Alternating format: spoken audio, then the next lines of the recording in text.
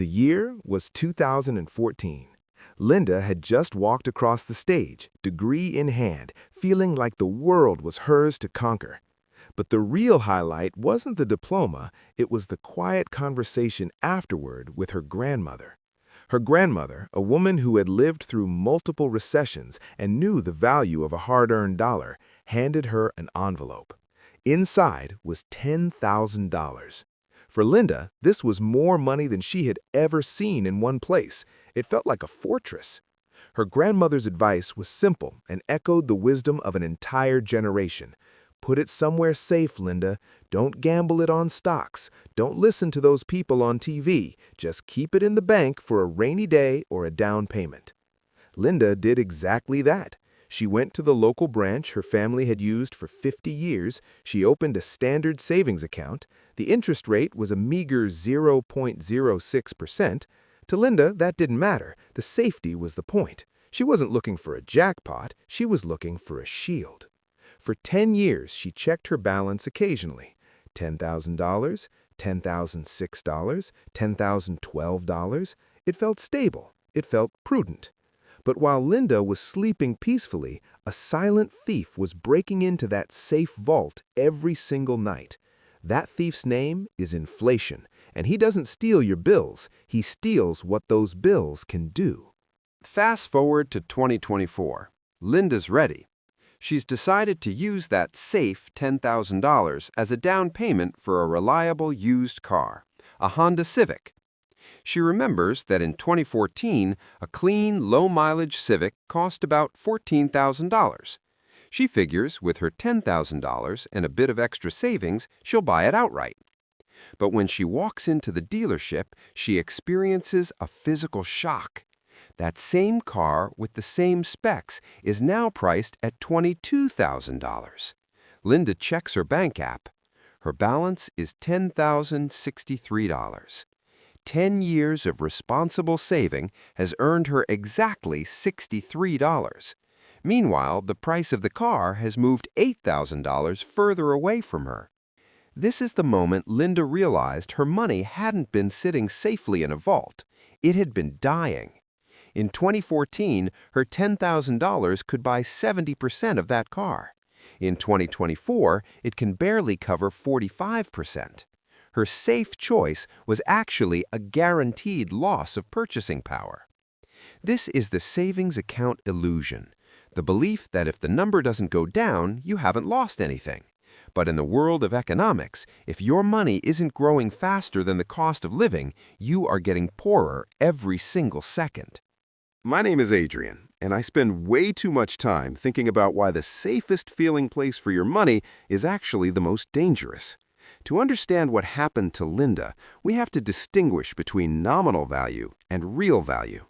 Nominal value is the number on the paper, Linda's $10,063. It feels real because we can count it. But real value is purchasing power, what that money can actually do in the world. Between 2014 and 2024, the cumulative inflation in the U.S. was roughly 31%. That means $1 in 2024 only buys what 76 cents bought in 2014. Linda didn't make a mistake. She followed the rules. But the rules were written by banks who benefit from your caution. When you put money in a 0.06% savings account, you aren't saving it. You are lending it to the bank for free, so they can lend it back to your neighbor at 7% for a mortgage or 22% for a credit card. You are subsidizing the bank's wealth while your own wealth evaporates into the gap between negligible interest and persistent inflation.